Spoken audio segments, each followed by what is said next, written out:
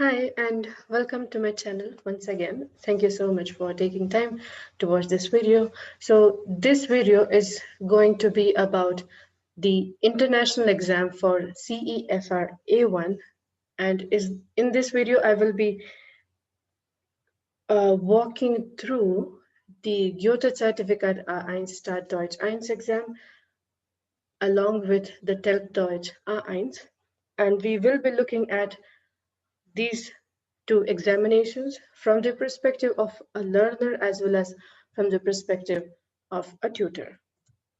So first thing first, why do we write these exams? Well, first, it's pretty obvious that the university or the organization where you have applied has asked you to submit at least some proof of language, and often it is mentioned as a part of your application process that if you're applying for any organization or a university, they will ask you to submit some kind of certification that shows that you have learned at least basic German. Then another reason could be that, especially this applies to those who have been learning on their own for leisure or for hobby, who would like to demonstrate how much they have learned in uh, how much they have been learning, and that they can provide a proof for the language competency.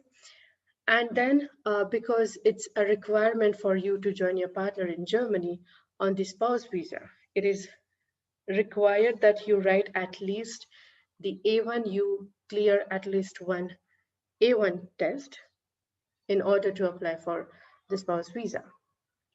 As well as if you want to continue with your stay, then you are asked to write and prove that you know at least basic German as you live with your spouse in Germany.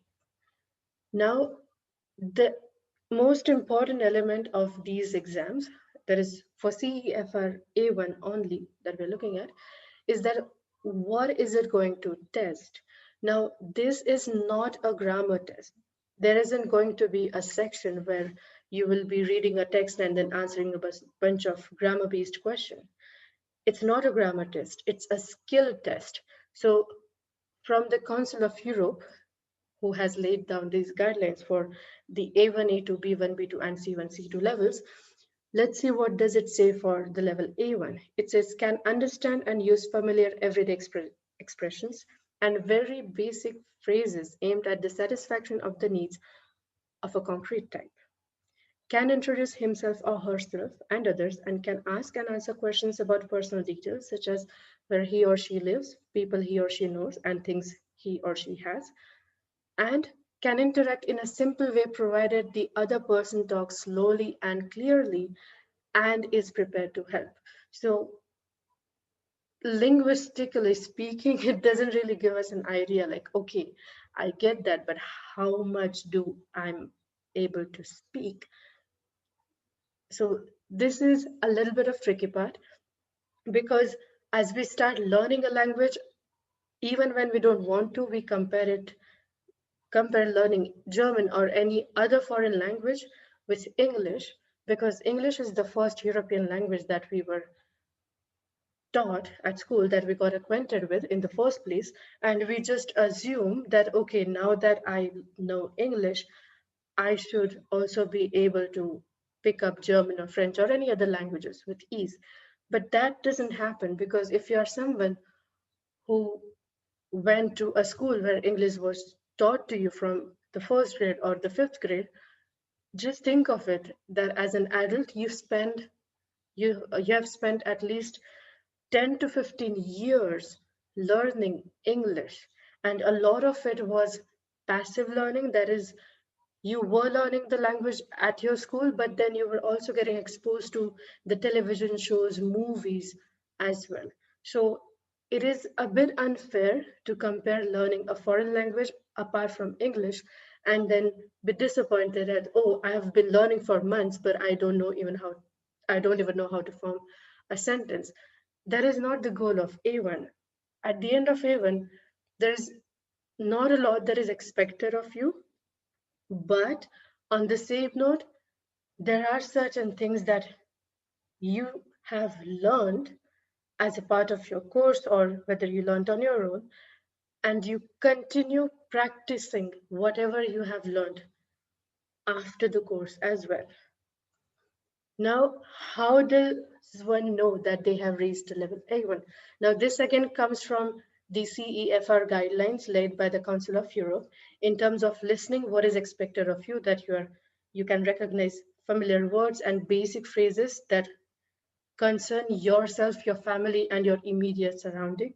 In terms of reading, you're expected to understand the very core of, okay, what is a bulletin, what is a notice, what is an advertisement is trying to tell me.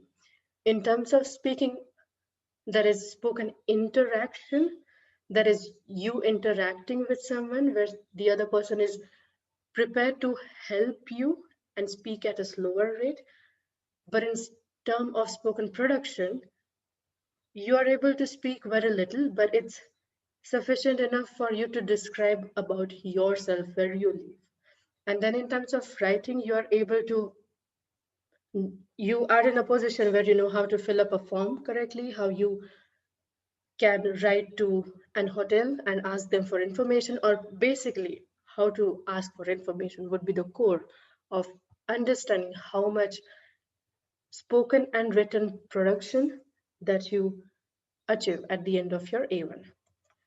Now, how much German am I able to speak after completing A1? Now, this is the important part, just like the other important parts that I had mentioned.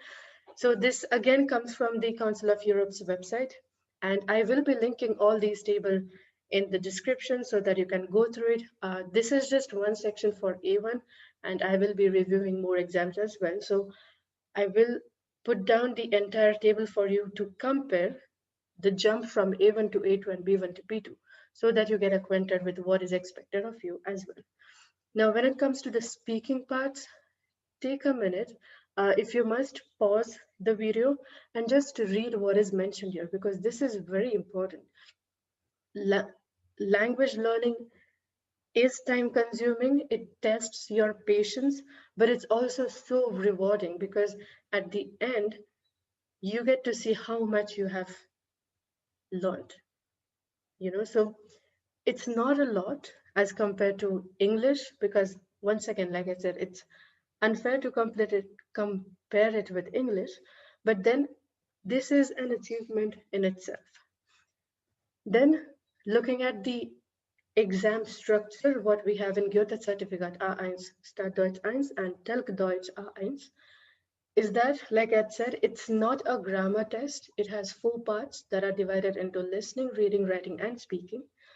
Now, listening has 3 sections where exercise 1 and exercise 3's audio is played twice, and it's only exercise 2 whose audio will be played only once because that exercise deals with announcements.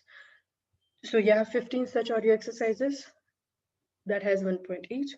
Then for reading, you have to read and respond to 2 long texts. When I say long, it's going to be either an email or a small invitation that you have to react to. You have to mark whether the given statement is true or not. Then you have to read and understand some advertisements, some notices, 15 such exercises that has 1 point each. Then in the writing section, you have to fill up a form and write an email. Now that email may be formal or informal. It depends entirely on the question paper. And then the speaking test is a partner test where you are with someone, and for section 2 and 3, you have to interact with the partner. That is, you have to form a question or form a request. So we will be looking at the Goethe-Zertifikat A1, Start Deutsch A1 exam. We will be reviewing the entire exam. Now, the entire exam is going to be in German. So please don't be intimidated if you are at a stage where you have not learned German at all.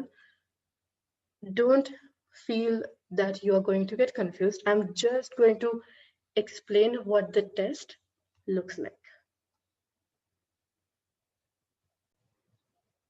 All right, so I have opened the model test of Goethe-Zertifikat A1, Start Deutsch 1 from the website of Goethe Institute. I will be mentioning the link to this test and 2 other practice tests in the description, so make sure you check it out. So this is a really long PDF because it's a model test. It's going to talk about everything. Like it will also have the answer key, but also explanation on what basis you were graded. So we won't be looking at that. We will be directly going to the section 1, that is listening, that goes on for 20 minutes approximately, as it says here. So in the listening test, you basically have 3 exercises. Exercise 1 is where you have to listen to an audio and you have to pick which one of these 3 is the right answer. Now for the first part, first section of the listening test, you do get an example audio that is played. This is mainly because there are a lot of people who don't really go and attend courses to learn German, or that they simply don't want to or they can't afford. So it's for them to get acquainted with the listening section, like, okay, this is how the example will be played out, and accordingly you have to go on with the rest of the exercises, the audio exercises that are mentioned here. So in the first section, we have 6 such audios. Every audio will be played twice. Then moving on to section 2 and 3, where in section 2, again, we have an example audio that will be played, but all the exercises of section 2 will be played only once, because those are legitimate announcements at, say, an airport or a restaurant or supermarket, where you have to pay attention to it if you want to interpret what is being said. And as a result, it often has background noise in it, because at a supermarket, for example, now we are living in the pandemic time, but try to imagine how it was before the pandemic, that when you would listen to the announcement at a supermarket, for example, it used to be a bit chaotic because everyone was talking. So you can expect that kind of noise in the audio. And then the third section deals again with the exercise where you have to listen to the audio and have to mark one of the 3 as your answers. But here there is no example audio that will be played. So here we have total 15 such exercises, 6 for section 1, 4 for section 2, and again 5 for section 3. Then the next part is listening and writing, that goes on for approximately 45 minutes. So here, like I had mentioned, you have to, in section 1, that is, you have to read and understand the text. Here, for example, we have an email and again another email that you have to react to by marking the statement true or false that have been given here. So for first email, there are 2 statements, but for the second, there are 5 statements. And again, for those who are seeing the question paper for the first time at the exam, there is again an example exercise solved that has been marked with number 0. Then section 2 deals with you understanding an advertisement. So you have again an example, and then it goes on till exercise number 10. And then the third section, where you have to read and interpret a notice with again an example exercise, and you have 5 such exercises to read and understand. Then comes the next part, where you have to fill up a form based on the information that is given to you in the exam as well. Now, sometimes you may also get, like I have highlighted here, this text, but along with that, there might also be a business card or a visiting card of a person that helps you identify what is being asked in the form. Like, say, for example, if the form is asking you to mention the birth date, and if it's not mentioned in the text, then there is a very good chance that there will be a picture of, say, a personal ID that mentions the birthday. Now, you have to fill the form based on the information that has been provided to you in the exam only. You cannot interpret on your own and fill in the data outside of the exam. And then comes the last section, where you have to write an email, either formal or informal, where a condition is given to you. For example, this part is the condition, then whom are you writing to is also mentioned. Now, what you have to write about for that, there are 3 questions here. Sometimes you just have phrases with help of which you have to construct a text, say around 30 to 40 words, that also includes the salutations and the greetings. Okay, so now that we looked at the question paper, this is the part that I have put together on my website. This is an image from my blog post. I'll mention that in the description as well. This particular section covers the recurring grammar, like core grammar topics that I found in a bunch of books that I have for CEFR A1, and I've put them together into these categories. So we have nouns and what we have to learn under the umbrella concept of nouns. So we have rules of the gender nouns, compositor, and with noun I've also paired adjective. Some basic adjectives, understanding those would be sufficient. Then when we look at the pronoun, we are expected to learn the subject, direct and indirect object. The same goes for article. Along with that, we are also expected to learn the possessive, interrogative, and demonstrative article. Then regarding the prepositions, there is accusative, dative, and vexel. Now this is a core German concept, so you will understand it once you start learning German. But the rest, as you can see, I've mentioned the translation in English as well for you to understand what's going on here.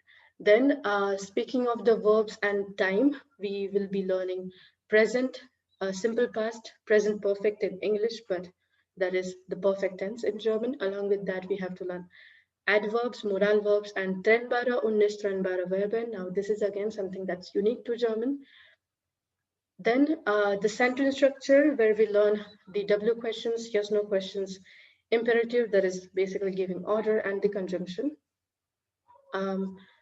With that, you are also expected to learn time telling and some basic vocab that is mentioned in almost all the books. Now, coming back to the point of how do I learn better, it is absolutely possible for you to learn German on your own. Now, I know that I am a German tutor, but I have always been a supporter of those who wanted to learn German on your own, and I'll be happy to guide you as well. I will be happy to make you understand and follow a course structure as well, if that's what you need. Or you can always enroll at an institution. You can hire a private tutor and learn with that tutor. Now, because we live in a country where German is not spoken anywhere, it's important for us to get indulged in German media. By that, I mean you want to get into passive learning skills where you are not actively speaking or writing anything, but you're just listening and reading. So you can start with storybooks or audiobooks, short videos, and then eventually move to watching movies, series, novels, reading novels and comics. Another thing is that if you are someone who is learning on your own, you will have a lot of questions. So make sure that you get those questions answered. Do not leave any doubt unanswered, because that will be detrimental and it builds up like a domino effect. So we don't want that. And if you are someone who is learning with a tutor too, then I would recommend that ask as many times if you have to, till you completely understand what's going on. And once you understand it, make sure that you practice a lot, because it is just as important to keep on practicing after you have completed your course. With that, it's pretty obvious that it's important to have some discipline. You have to dedicate some time to read and revise every day to be consistent. Now, if you are inquiring, and it's obvious that you would want to ask questions, but also be respectful of the tutor's time that the tutor is spending for you to clear out your doubts and answer all your questions, and also your own timeline. So when you want to learn language, do set a goal. It doesn't have to be like, okay, I'll learn this much in a month. Don't do that. Set realistic goal. Go with how much you can learn. And if it gets too much, it's completely fine to take a break. Take a break from learning German or any foreign language for that matter. Do something else. Once you have cleared your mind, then come back to learning the language. Because once again, we live in a country where it's not spoken. So apart from the books and your tutor, and if you're in a classroom, you won't be listening it anywhere. So it's important for you to be consistent. And that will be it for today.